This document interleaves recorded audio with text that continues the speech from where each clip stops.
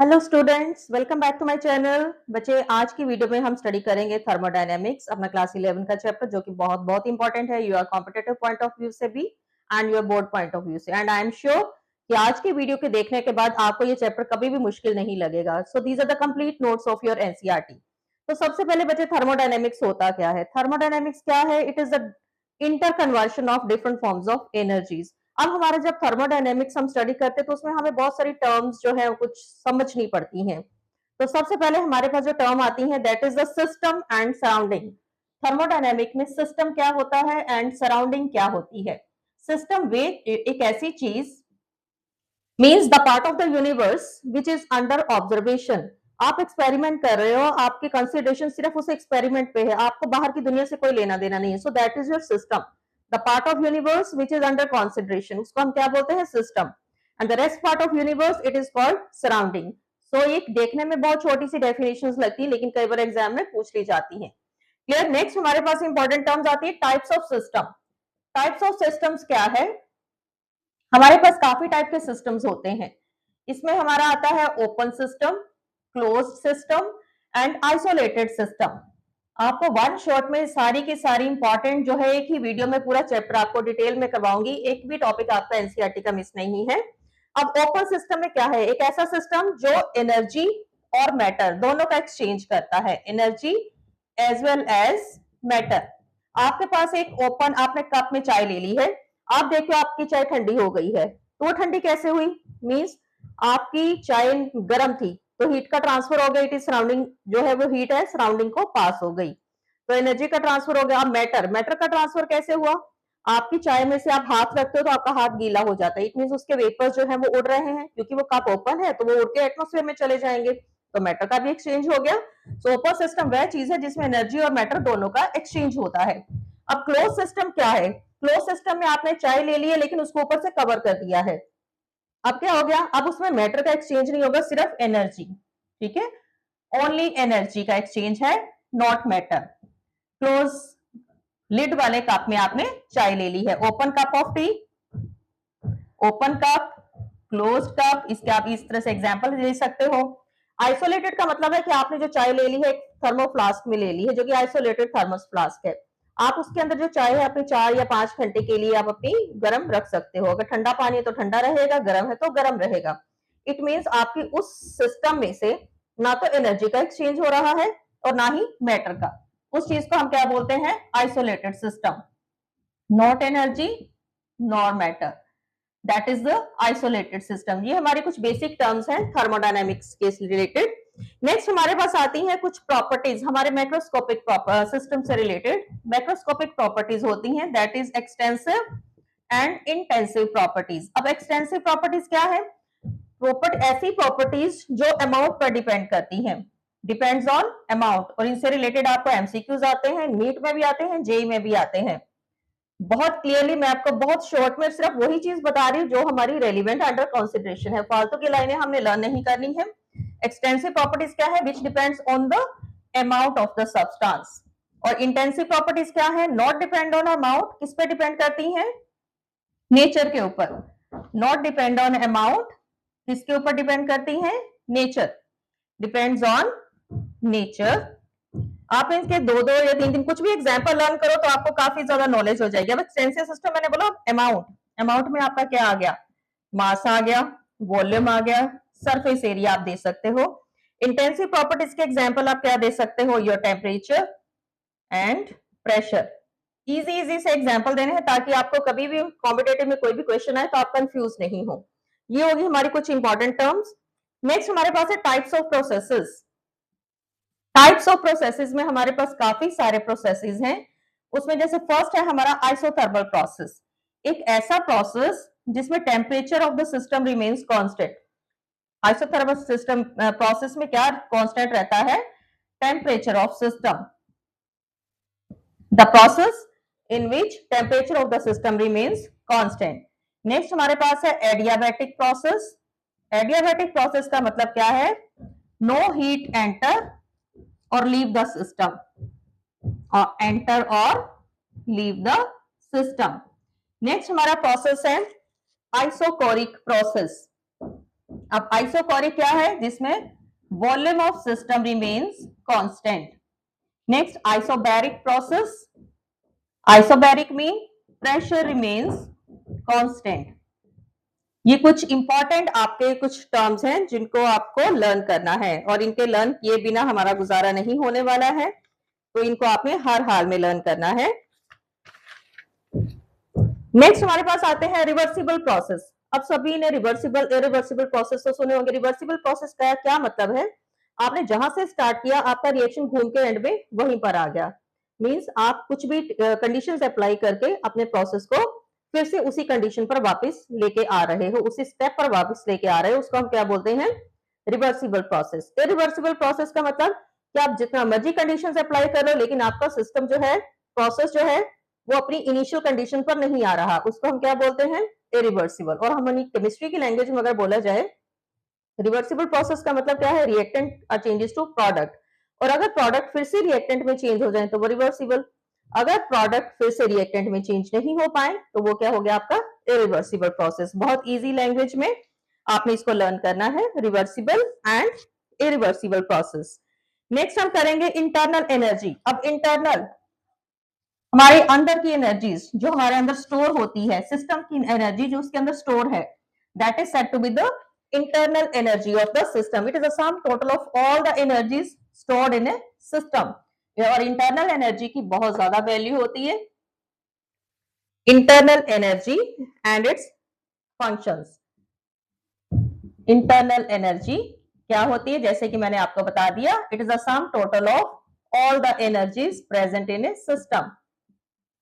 sum total of all energies of system, और आप कह सकते हो सिस्टम की इंटरनल की एनर्जी। अब हमारे पास जो इंटरनल एनर्जी है, इसका सिंबल होता है यू। सपोज आपका एक रिएक्टेंट है, it gives rise to product. U R क्या होगी? Internal energy of reactant. UP क्या होगी? Internal energy of product. Change in internal energy is equal to internal energy of the product minus internal energy of the reactant. अब जो internal energy है, ये किसके ऊपर डिपेंड कर रही है? This is the initial state, this is the final state. So जो इंटरनल एनर्जी है, it is a state function. ये आपके एमसीक्यूज के क्वेश्चन है। Internal energy is a state function. इसका क्या मीनिंग है? 1 मार्क का क्वेश्चन आता है। It depends upon the initial and final states of the system, not on the path. Path पे डिपेंड नहीं करती है, नॉट ऑन पाथ, कि किस रास्ते से हम आए उसको कोई लेना देना नहीं है। It depends only on the initial and final state of the system. जो एक सिस्टम है, उसके अंदर एनर्जी का एक्सचेंज कैसे होता है? Exchange of energy takes place by two modes. कैसे? हीट और वर्क।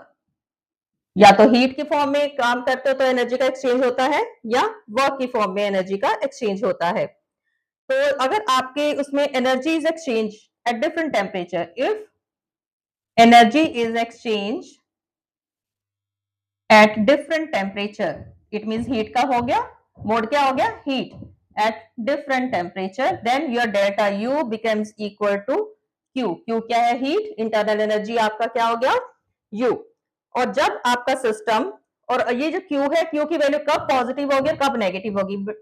आपके इस चैप्टर में साइन कन्वेंशन की बहुत बहुत इंपॉर्टेंट है। स्टूडेंट जो है 99% केसेस में साइन कन्वेंशन गलत लिखते हैं, तो ये बहुत इंपॉर्टेंट चीजें हैं। कौन सी चीज W कब पॉजिटिव है, W कब नेगेटिव है, Q कब पॉजिटिव है, Q कब नेगेटिव है, ये आपको समझना है। Q पॉजिटिव आपका कब है? व्हेन सिस्टम गेन्स हीट, जब सिस्टम के अंदर हीट जा रही है, सराउंडिंग से सिस्टम के अंदर जा रही है। Q नेगेटिव कब है? व्हेन सिस्टम रिलीज हीट, जब सिस्टम के अंदर से हीट बाहर निकल रही है, तो आपका Q नेगेटिव है। तो ये तो है हीट की exchange, mode of energy in the form of heat. अब एनर्जी का एक्सचेंज वर्क की फॉर्म में कैसे होता है? अब वर्क क्या होता है? Work is equal to force into distance. यही पढ़ा है हमने लोअर क्लासेस में। अगर तो वर्क जो है सिस्टम के ऊपर हो रहा है, W is positive if work done on the system, अगर सिस्टम के ऊपर काम हो रहा है। W is negative if work done by the system, तब उसका एनर्जी कम हो रही है ना, work done by the system. तो ये हमारे साइन कन्वेंशन हैं जो आपको याद होने चाहिए।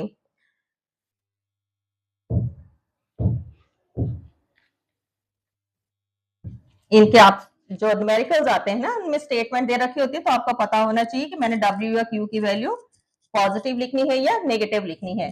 तो आपने देखना है कि सिस्टम में हीट एंटर कर रही है, लीव हो रहा है, सिस्टम काम कर रहा है या सिस्टम के ऊपर काम हो रहा है। तो ये सारी चीजें ध्यान देने वाली हैं। अब सपोज हम बात कर रहे हैं कि एक गैस है, हमने एक गैस ले ली है सिलेंडर के अंदर। अब देखना है, और उसके ऊपर हमने पिस्टन लगाया है। अब हम देखेंगे कि अगर गैस कंप्रेस होती है तो वर्क डन पे क्या असर होता है, अगर गैस एक्सपैंड होती है तो वर्क डन क्या रहेगा। ठीक है, गैस इन सिलेंडर, आप इसको एज्यूम करिए कि आपने सिलेंडर के अंदर गैस ली है। तो अगर तो आपका जो वर्क डन है बाय द सिस्टम है, अगर सिस्टम काम कर रहा है, अगर work done by the system, तो इंटरनल एनर्जी क्या हो जाएगी, Q प्लस W, क्योंकि सिस्टम ने जब काम किया तो पिस्टन मूव्स डाउनवर्ड। ठीक है, तो उसमें आपका जो है और ड्यूरिंग एक्सपेंशन क्या होगा, ड्यूरिंग एक्सपेंशन आपका जो W है, इसकी वैल्यू क्या आती है, माइनस P डेल्टा V, क्योंकि पिस्टन जब नीचे चला गया तो इट मींस आपका जो फाइनल वॉल्यूम है वो कम हो गया। आपका पहले ये वॉल्यूम था, आपने पिस्टन अप्लाई करा, जब पिस्टन आपने किया तो पिस्टन नीचे आ गया, मींस यहां पर आ गया। अगर ये V1 थी तो ये V2 हो गया। अब वॉल्यूम पहले इतना था, ये आपका एक बीकर था, अब वॉल्यूम इतना रह गया, तो now V2 is less than V1, तो इट मींस इस केस में आपका जो W है वो क्या हो जाएगा, नेगेटिव, बिकॉज डेल्टा V की वैल्यू नेगेटिव आएगी। So during expansion W is equal to negative, and during compression W की वैल्यू प्लस में आती है। During compression W is positive, during expansion W is negative. और यहीं से हमारा फर्स्ट लॉ ऑफ थर्मोडायनेमिक्स आता है।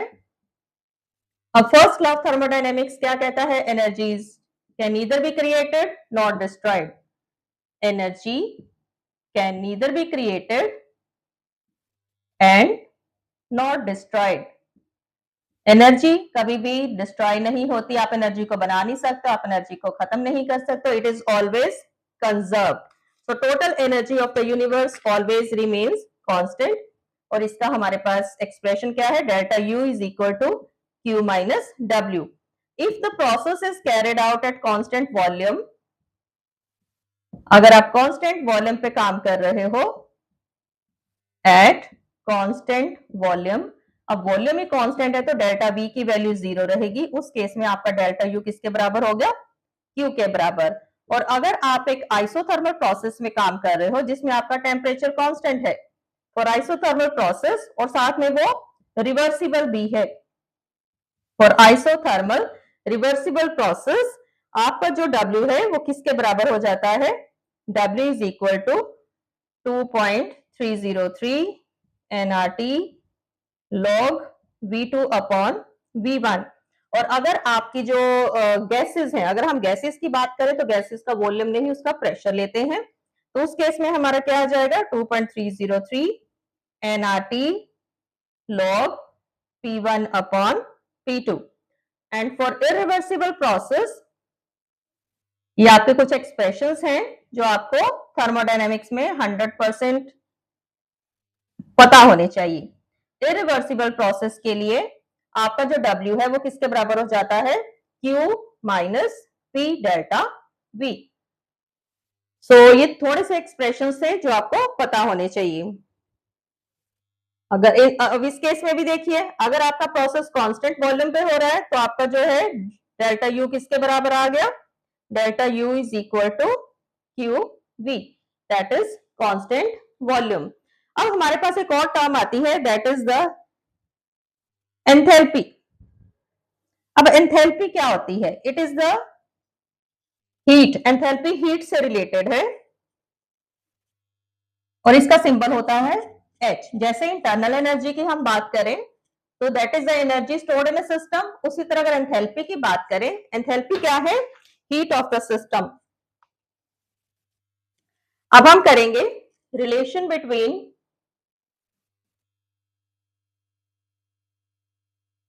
Delta H and delta U. Delta U तो इंटरनल एनर्जी है, डेल्टा एच क्या है? Enthalpy, that is the heat energy, it is the enthalpy. आपके पास एक रिएक्शन है, reactant give rise to product, HR is the enthalpy of reactant, HP is the enthalpy of product, delta H is equal to HP minus HR। अगर तो आपकी product की enthalpy reactant की enthalpy से ज्यादा है, अगर if HP greater than HR तो delta H positive, if HP less than HR your delta H negative. ये छोटी छोटी सी चीजें जो आपको पता होनी चाहिए। चलिए अब हम रिलेशन कर रहे हैं। अब रिलेशन मेरे पास है HR और HP मैंने लिया है, ठीक है, तो इसको हम HA और HB भी ले सकते हैं, ठीक है। सपोज रिएक्टेंट जो है, अगर चलो ऐसे ही करते हैं, तो HR enthalpy of reactant is equal to internal energy of reactant plus pressure constant है volume of reactant, HP is equal to internal energy of the product plus P Vp, volume of the product। Now delta H is equal to, क्या है delta H? It is UP minus UR plus P Vp minus VR। अब delta H is equal to, ये क्या हो गया आपका delta U plus P delta V। So this is the relation, very very important relation। ये आपका 1 mark में आ जाता है, जस्ट इतना सा ही आपको करना है। अगर आप if you are taking gases, if we are concerned with gases, तो ये रिलेशन क्या बन जाएगा? अब हमारे पास इक्वेशन है ideal gas equation, PV is equal to nRT। n क्या है? Number of moles of gas. तो हमारा रिलेशन इसमें क्या बन जाता है? इसको हम क्या लिखेंगे? ये है हमारा delta H is equal to delta U plus P delta V था। अब मैं क्या लिखूंगी?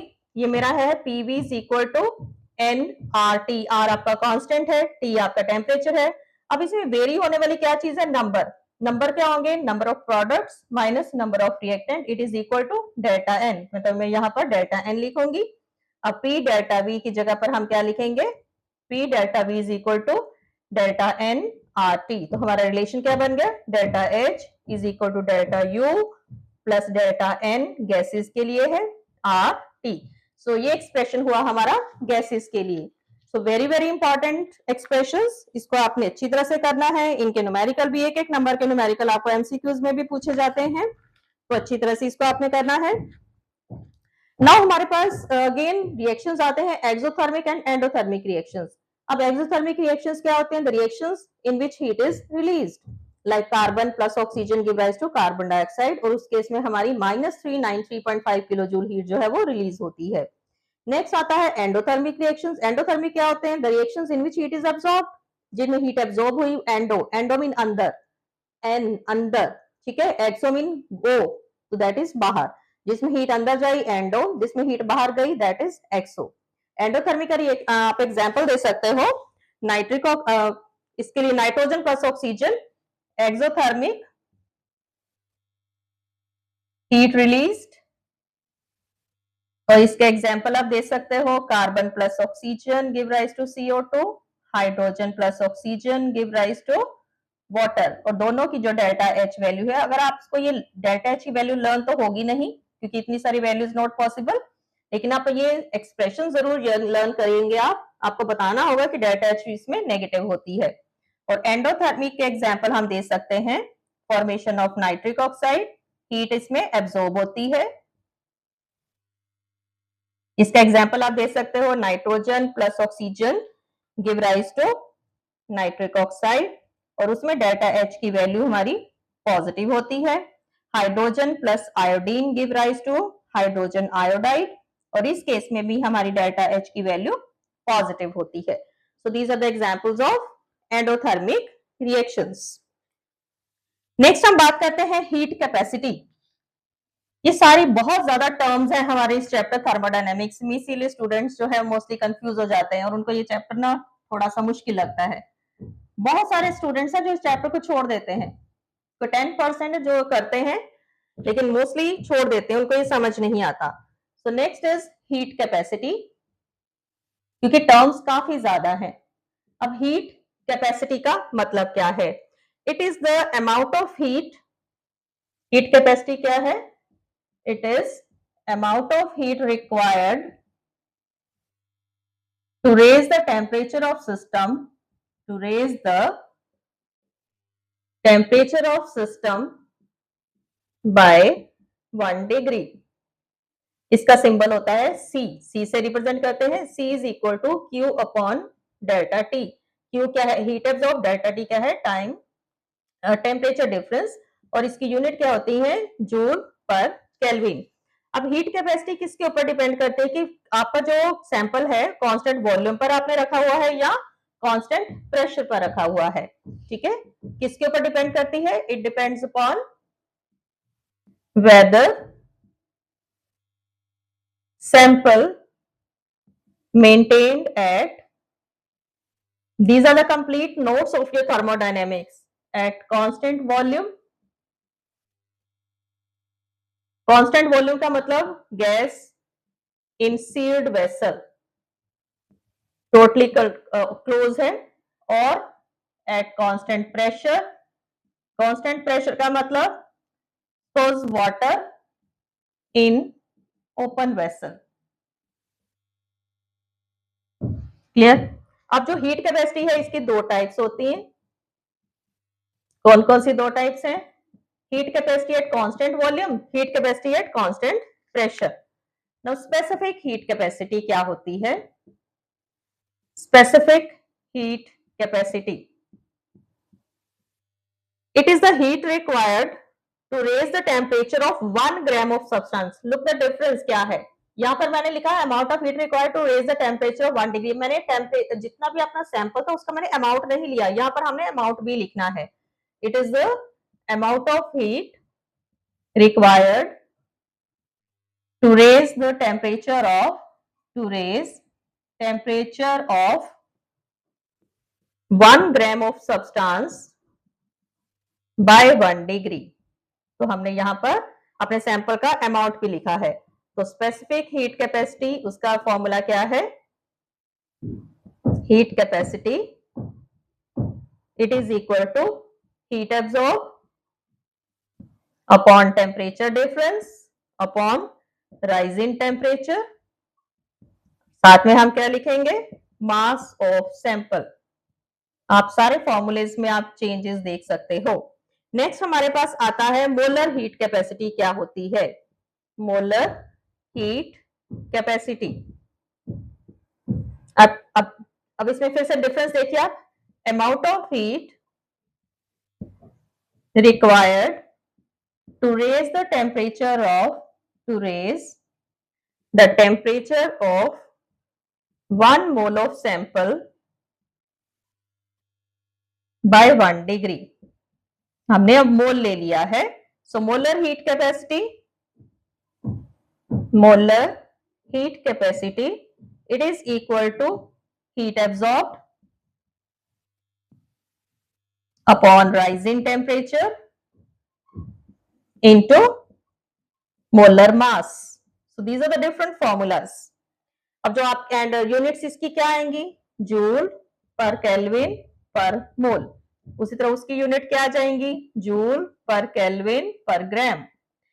नेक्स्ट जो आपकी जो स्पेसिफिक हीट कैपेसिटी है ये क्या है? आपकी एक्सटेंसिव प्रॉपर्टी है। ये भी आपको पता होने चाहिए, ये आपके बहुत ज्यादा एमसीक्यूज आते हैं। ये आपकी एक्सटेंसिव प्रॉपर्टी है।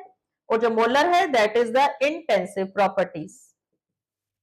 उसमें मास आ गया ना तो एक्सटेंसिव होगी, इसमें मोल्स आ गया तो ये क्या होगी? आपकी इंटेंसिव प्रॉपर्टीज होगी। अब जैसे हमने रिलेशन करा था एच और डेल्टा यू में, उसी तरह हम रिलेशन करेंगे सीपी एंड सीवी में। क्या रिलेशन है? Heat capacity at constant pressure, heat capacity at constant volume, दोनों में हम रिलेशन देखेंगे। बहुत इंपॉर्टेंट रिलेशन है इस चैप्टर के।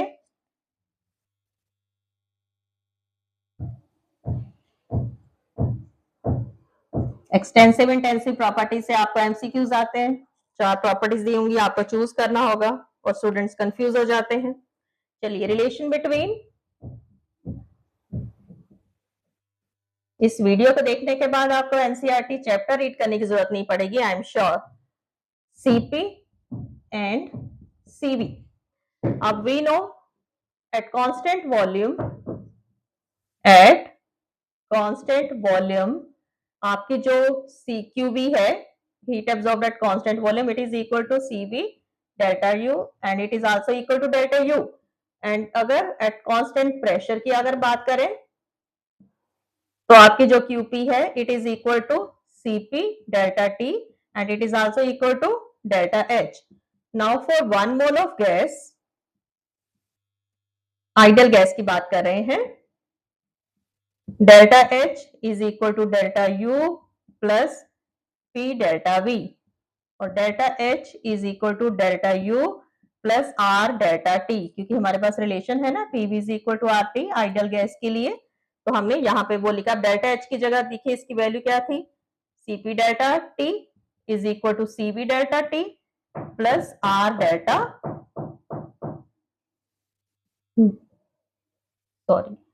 R, इसमें हमारा क्या आ जाएगा, R डेल्टा T, T है ना यहाँ पर।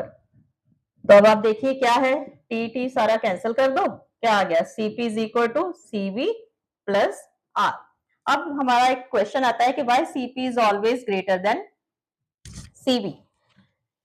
CV क्या है, heat capacity at constant volume. Constant volume पे no work done by the system, लेकिन जब कांस्टेंट प्रेशर करते हो तो उसमें हमारा वर्क डन होता है। तो जब वर्क डन होता है तो जो एक्स्ट्रा हीट होती है that is used to raise the temperature of system. So CP is always greater than CV। तो जो हमारी उस टाइम पे जो है कांस्टेंट प्रेशर पे हमारा सिस्टम काम करता है, वॉल्यूम इंक्रीज हो जाता है, सो द एक्स्ट्रा एनर्जी जो है it is used to raise the, कुछ उसकी इंटरनल एनर्जी बढ़ाने के लिए यूज होती है और कुछ जो एक्स्ट्रा वर्क डन हो रहा है उसको करने में यूज होती है। So CP is always greater than CV। Now we have different types of enthalpies. सबसे पहले हम बात करते हैं डिफरेंट एंथैल्पीज, काफी सारी डेफिनेशंस हैं डिफरेंट एंथैल्पीज। सबसे पहले तो HR, that is the enthalpy of reaction, HP that is the enthalpy of product. Now HF क्या होती है, that is the enthalpy of formation when 1 mole of substance is formed from its ions और atoms. ये definitions आपको याद करनी है। When 1 mole of substance is formed from its elements. Next हमारे पास आता है एंथैल्पी ऑफ सॉल्यूशन HS, ठीक है, हम इसके आगे डेल्टा लगाते हैं, दैट इज अ चेंज, ठीक है। एंथैल्पी ऑफ सॉल्यूशन क्या होता है, enthalpy change when 1 mole of substance जो है सॉल्यूशन बन गया है, when 1 mole of substance is dissolved in a specific amount of solvent. When 1 mole of substance is dissolved in specific amount of solvent at constant temperature and pressure, that is said to be the enthalpy of solution. Next is enthalpy of neutralization. And neutralization का मतलब क्या है, जब आपका reaction acid और base के बीच में हो रहा है तो it is always neutral reaction. So enthalpy of neutralization, the enthalpy change when 1 mole of acid is mixed with the 1 mole of base. अब हमारे पास ये क्वेश्चन आता है कि अगर आप स्ट्रॉन्ग एसिड और स्ट्रॉन्ग बेस की एंथैल्पी कैलकुलेट करते हो, it is always comes to be -57.1 kg। किसकी है ये, strong acid and strong base की। लेकिन अगर आप for weak acid and strong base और स्ट्रॉन्ग एसिड वीक बेस, एक चीज अगर आपने वीक ले ली है तो जो एंथैल्पी ऑफ न्यूट्रलाइजेशन है it is always less than, दोनों के केस में जो एंथैल्पी ऑफ न्यूट्रलाइजेशन है always less than -57.1 kilo joule. ये ऑलमोस्ट 54 के आसपास आती है। ऐसा क्यों, बिकॉज ऑफ वीक है, उसकी डिसोसिएशन कंप्लीट नहीं होगी। अगर आपने एसिड लिया है उसकी डिसोसिएशन कंप्लीट नहीं है, अगर आपने वीक बेस ले लिया तो उसकी डिसोसिएशन कंप्लीट नहीं है। It means the part of heat which you are giving to the system is used to dissociate the weak acid or base. So some part of heat जो है वो उसके अंदर यूज हो जाती है, so it is always less than enthalpy of neutralization of strong acid and strong base. Next हमारे पास एक बहुत बहुत इंपॉर्टेंट लॉ है, that is the Hess's law of heat summation. Very important law, और इसकी बहुत सारी एप्लीकेशंस हैं। अब एप्लीकेशंस क्या है, इसके न्यूमेरिकल्स आते हैं।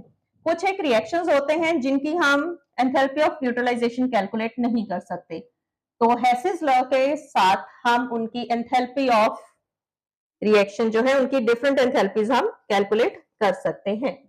तो हेसिस लॉ क्या कहता है, सपोज हम एक रिएक्शन कर रहे हैं ए टू बी, एक स्टूडेंट ने किया, उसकी जो इसमें कुछ डेल्टा एच की वैल्यू आ गई। दूसरे स्टूडेंट ने किया, उसने पहले सी बनाया, सी से बी बनाया, अब उसने दो प्रोसेसेस में किया, this is H1, this is H2। अब इसकी कुछ डेल्टा एच की value suppose it is x, अब इसके ये है, सपोज इस केस में आ गई उसकी वाई, और इस केस में उसकी आ गई जेड, जो उसकी एंथैल्पीज है। तो हमने क्या देखा, x is equal to y plus z. तो हेसिस लॉ क्या कहता है, the heat change in a reaction is always constant, for a particular reaction is always constant whether you carried out the reaction in one step or in multi step। कि एक reaction, एक particular reaction में जो heat change है वो always fix रहती है, constant रहती है। आप उस रिएक्शन को एक स्टेप में करो, आप उस रिएक्शन को 4 स्टेप में करो, लेकिन हीट चेंज जो है it is always remain constant. The heat change in A particular reaction is same whether the reaction is carried out in single step or in number of steps। इसका मैं आपको एक example दे रही हूं। Suppose मैंने एक सिंगल स्टेप में reaction किया, carbon plus oxygen give rise to CO2, और इस केस में मेरी डेल्टा एच आई है -393.5 किलो जूल। नेक्स्ट मैंने एक एक्सपेरिमेंट किया, उसमें अब क्या किया, पहले मैंने कार्बन से क्या बना लिया, कार्बन मोनोऑक्साइड CO बनाया, और उसमें मेरी डेल्टा एच की वैल्यू है -110। सेकेंड इसका स्टेप मैंने क्या किया, CO plus again half O2, now I got CO2, और इसमें मेरी डेल्टा एच की वैल्यू क्या आती है 283.5 किलो जूल, और इसमें भी इतनी है। अब इन दोनों को हमने एड अप कर दिया, ये कट गया, क्या आया मेरे पास C plus O2 give rise to CO2। जब भी आपने इसके न्यूमेरिकल्स करने तो डेल्टा एच वैल्यूज को ऐड करना है। अगर आप किसी इक्वेशन को मल्टीप्लाई कर देते हो तो आप उस इक्वेशन को मल्टीप्लाई करोगे, साथ डेल्टा एच की वैल्यूज को भी मल्टीप्लाई करोगे।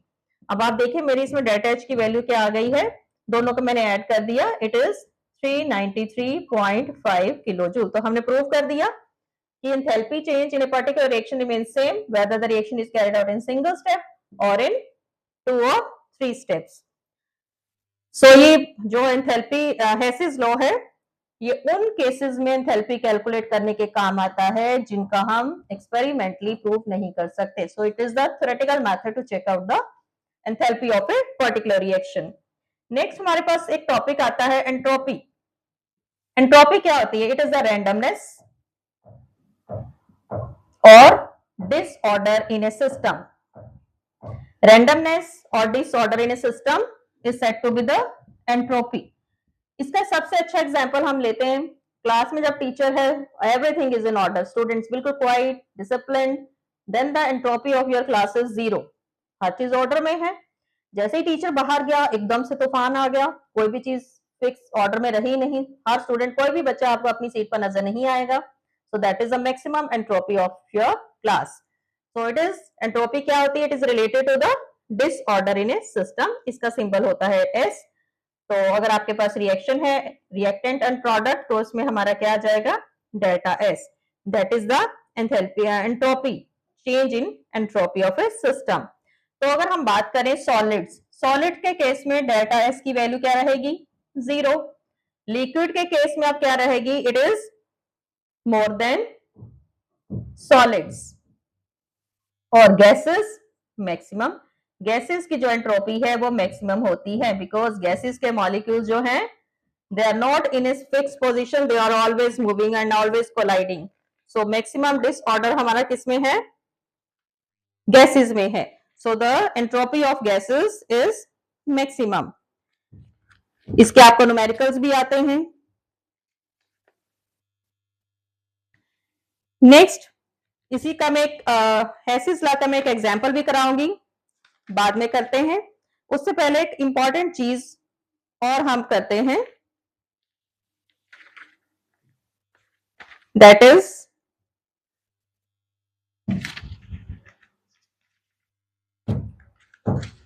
अब डिफरेंट टाइप्स ऑफ एंट्रोपीज हैं हमारे पास। जैसे हमने एंथैल्पीज करी, उसी तरह हमारे पास डिफरेंट टाइप्स की एंट्रोपीज भी हैं. That is the entropy of vaporization, then entropy of sublimation. काफी सारी हमारे पास एंट्रोपीज हैं. अब एंट्रोपी ऑफ, सपोज हमारे पास क्या है, entropy of fusion. Entropy of fusion, fusion का क्या मतलब है, जब आपका सॉलिड मेल्ट हो रहा है, ठीक है, तो क्या रहेगी हमारी entropy of fusion, it is equal to delta H fusion upon TF. ठीक है, entropy change when 1 mole of solid is changing into liquid at its melting point. इसकी definition, 1 mole of solid changes into liquid at its melting point. So F for fusion, clear?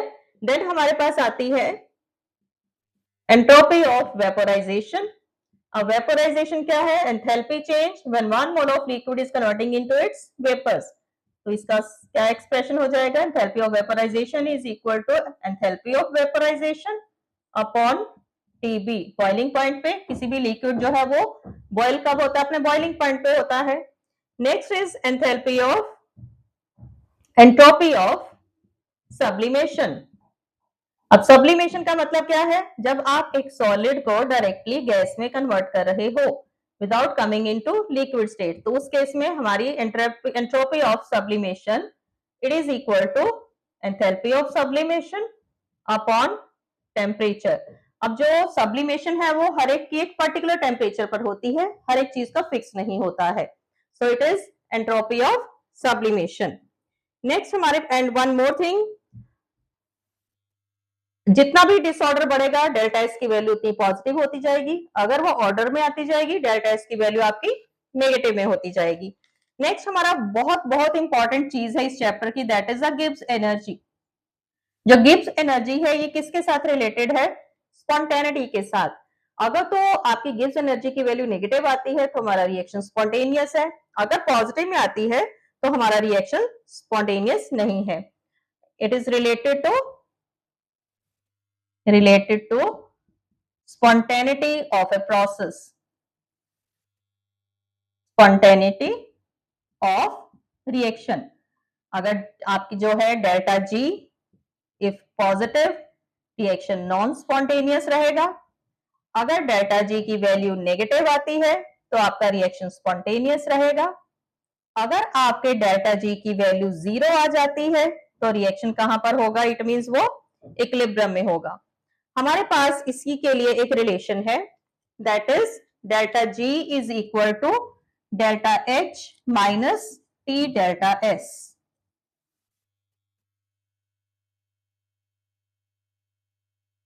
Last में मैं आपको हेसिस का एक काफी important NCERT का numerical भी करवाती हूँ. अब रिलेशन है हमारे पास delta G is equal to delta H minus T delta S. This is called Gibbs Helmholtz equation. ठीक है, नाम भी आ जाता है एमसीक्यूज में. 4 इक्वेशंस दी होंगी, इनमें से गिब्स हेल्महोल्ट्ज इक्वेशन क्या है, it is free energy, enthalpy change, temperature of the system, entropy change. अब स्पॉन्टेनियस प्रोसेसेस में मैंने बोला है डेल्टा जी नेगेटिव आनी चाहिए. नॉन स्पॉन्टेनियस में, स्पॉन्टेनियस प्रोसेस में आपका क्या रहेगा, डेल्टा जी की वैल्यू जो है it is should be less than 0. Non spontaneous में क्या रहेगा, delta G should be greater than 0 and at equilibrium delta G क्या रहती है आपकी 0. Know what is the effect of delta H and delta S on spontaneity. Enthalpy change और entropy change का spontaneity के साथ क्या रिलेशन है. चलिए सबसे पहले हम बात करते हैं, when delta H is positive and delta S is, delta H negative है और डेल्टा S आपका पॉजिटिव है, तो हम इस इक्वेशन में फिट करते हैं. Delta G is equal to, ये इस इक्वेशन में आपने फिट करना है. पहले मैं इक्वेशन लिख देती हूँ. चलिए, डेल्टा H क्या है मेरा नेगेटिव, डेल्टा S क्या है मेरा पॉजिटिव. तो अब ये मेरे डेल्टा G की वैल्यू क्या आ जाएगी नेगेटिव. प्रोसेस क्या हो गया हमारा स्पॉन्टेनियस। सेकेंड केस लो, डेल्टा एच आपका पॉजिटिव है और डेल्टा एस आपका नेगेटिव है। चलिए फिर से फिल करिए, डेल्टा एच पॉजिटिव और ये क्या आ गया आपका नेगेटिव। अब इस केस में मेरी जो डेल्टा जी की वैल्यू क्या आ रही है, पॉजिटिव, तो मेरा ये रिएक्शन क्या हो गया, नॉन स्पॉन्टेनियस। ठीक है, next is third case, delta H आपने नेगेटिव ली है और डेल्टा एस आपने पॉजिटिव ले ली है। तो फिर से फिल करिए, delta G is equal to negative minus positive. अब इस केस में देखिए इट इज पॉजिटिव नेगेटिव, ये ऑलरेडी नेगेटिव है। अब आपका रिएक्शन क्या है, माइनस में डेल्टा जी की वैल्यू नेगेटिव में आ रही है। ये नेगेटिव तभी आपका रिएक्शन, ये नेगेटिव वैल्यू कब आएगी, if the temperature is low.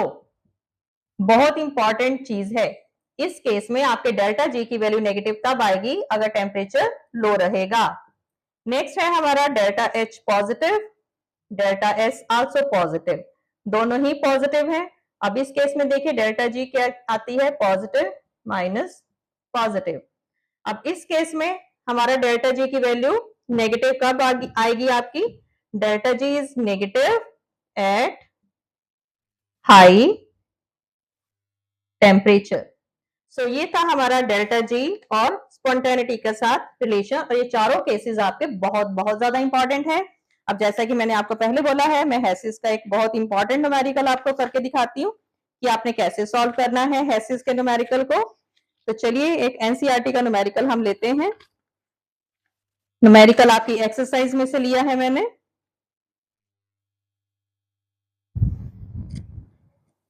Simple इस, चलिए वो न्यूमेरिकल मैं आपको यहाँ पर लिख कर दे रही हूँ, आप उस न्यूमेरिकल को खुद सॉल्व करना। अगर आपको उसमें प्रॉब्लम आए तो आप मेरे से समझ सकते हो, आप मेरे को मैसेज करना कि आपको उस न्यूमेरिकल आपका सॉल्व हो गया है कि नहीं। आप मुझे उसके व्हाट्सएप पे भी मैसेज भेज सकते हो, कमेंट्स में भेजिए, आंसर सेंड करो, आई विल चेक। आपका न्यूमेरिकल है, calculate enthalpy of formation of benzene, enthalpy of formation of benzene. और हमें दे रखा है enthalpy of combustion of benzene, it is -3266. Formation of carbon dioxide, it is -393.1 kilojoule per mole, and formation of water, it is enthalpy दे रखी 286 kilojoule. ये हमारा question है। तो आप मुझे ये अपनी प्रैक्टिस क्वेश्चन समझो, आपने इसको सॉल्व करके इसके आंसर्स आपने मुझे सेंड करने हैं। So I hope this video will be very very helpful for you, and अच्छी तरह से इसके नोट्स बनाइए। इसको देखने के बाद आपको एनसीईआरटी चैप्टर पढ़ना नहीं पड़ेगा। इसको देखिए और हेसिस के कोई भी न्यूमेरिकल्स आते हैं, मैं इनके शॉर्ट्स डालूंगी, न्यूमेरिकल्स के आपके जितने भी एनसीईआरटी क्वेश्चंस हैं मैं इनके शॉर्ट डालूंगी ताकि आपको कोई प्रॉब्लम नहीं आए। सो नेक्स्ट वीडियो जो है I will upload on Wednesday of your equilibrium chapter. Again students को बहुत मुश्किल लगता है, सो वन शॉट उसका डालूंगी जिसमें आपको पूरा एनसीईआरटी आपका क्लियर हो जाएगा। तो इस वीडियो को देखिए, नोट्स बनाइए, अपने फ्रेंड्स को भी शेयर करिए। So kindly like, share and subscribe my channel to get more than 90% marks in your board exams. Thank you for watching my video.